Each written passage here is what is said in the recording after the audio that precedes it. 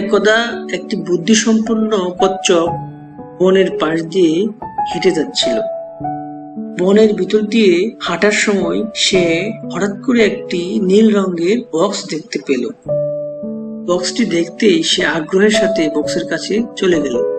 সে আগ্রহের সাথে বক্সটি ছিঁড়তে লাগলো এবং হঠাৎ করে সে দেখলো বক্সটি থেকে একটি কি যেন বের হয়ে আসছে। তারপর সে সেই জিনিসটি নিয়ে হাঁটতে লাগলো এবং চিন্তা করতেছিল কার কাছে জিজ্ঞেস করা যায় যে এটা কি। কচ্ছপটি খুব দ্রুততার সাথে হাঁটতে লাগলো। হাঁটতে হাঁটতে সে একটি কাক দেখতে পেল। আচ্ছা ভাই, আমার হাতে যে লেখাটা দেখতেছ সেটার নাম কি বলতে পারো? আরে কচ্ছপ ভাই, আমি তো এইটা মনে হয় দেখেছি কোথাও।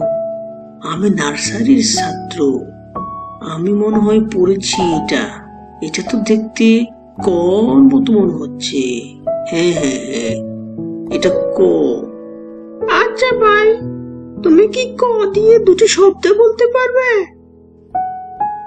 কেন নয়, ক দিয়ে কলম হয়, আবার ক দিয়ে কলাও হয়।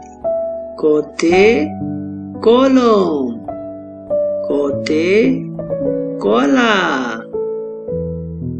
বাই বাই, টাটা, আবার দেখা হবে।